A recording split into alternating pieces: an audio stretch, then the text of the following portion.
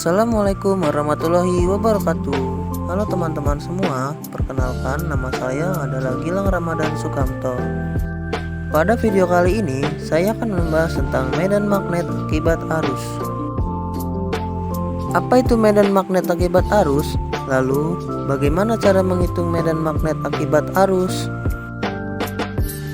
Medan magnet akibat arus merupakan sebuah partikel bermuatan yang bergerak menghasilkan sebuah medan magnet pada sekitar partikel itu sendiri.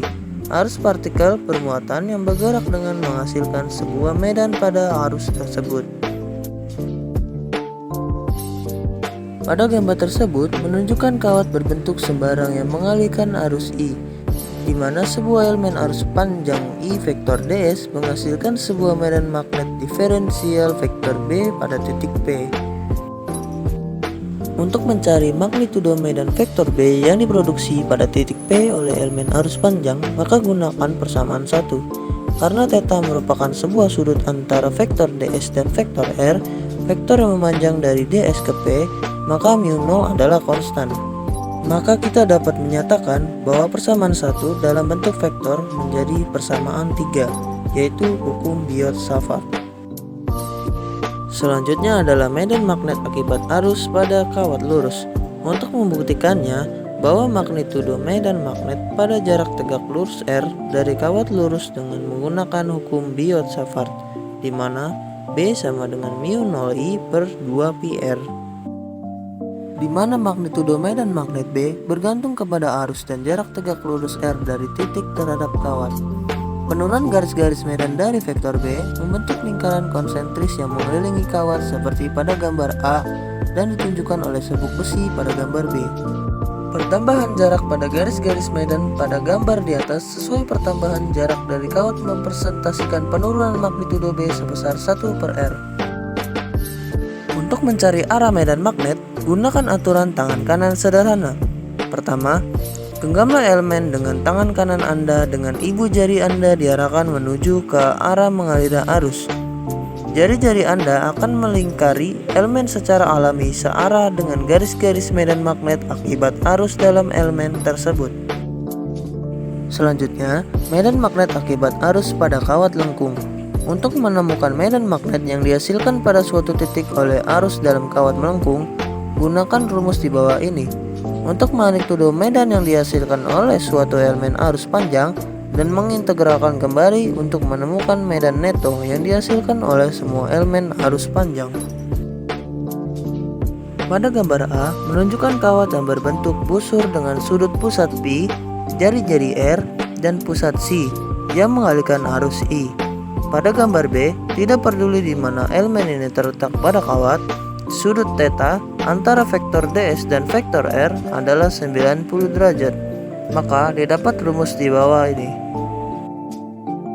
Selanjutnya, pada gambar C, penerapan aturan tangan kanan di mana saja di sepanjang kawat pada gambar C dapat menunjukkan bahwa semua medan diferensial vektor B memiliki arah yang sama di C. Maka akan didapat rumus seperti di bawah ini. Dengan mengintegralkan, maka akan mendapat persamaan di bawah ini. Persamaan ini hanya memberikan medan magnet pusat kelengkungan dari busur lingkaran yang dialiri arus.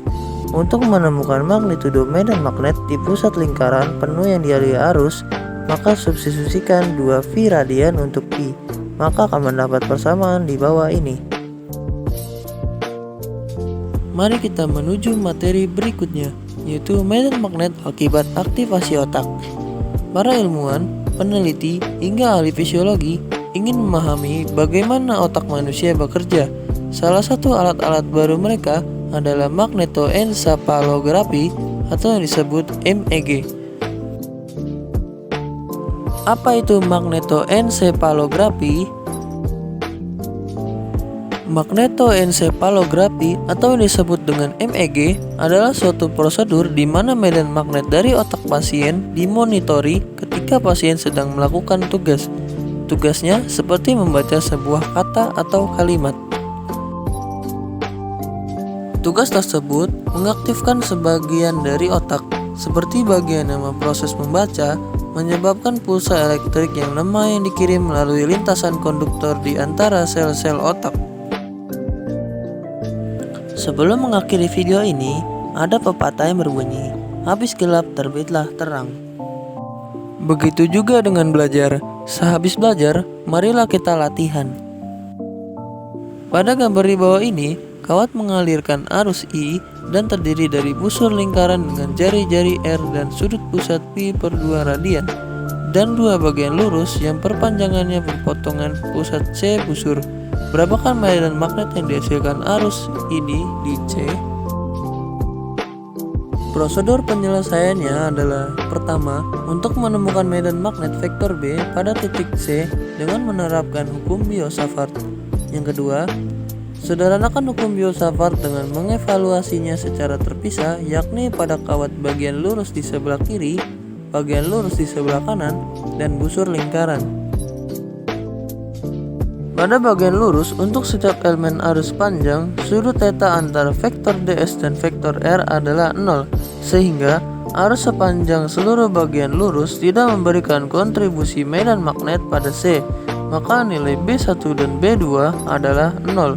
Sedangkan pada busur lingkaran, gunakan hukum Biot-Savart untuk mengevaluasinya, maka didapat nilai μ0I/8R. Dapat disimpulkan, karena hanya busur lingkaran yang hanya menghasilkan medan magnet di titik C, maka dapat menuliskan magnitudo medan neto sebagai berikut. Medan neto itu sendiri umumnya harus menggabungkan dua atau lebih medan magnet untuk mendapatkan medan magnet neto. Sekian dari video pembelajaran kali ini. Mohon maaf jika ada kata dan kalimat yang kurang akurat. Terima kasih sudah menyaksikan.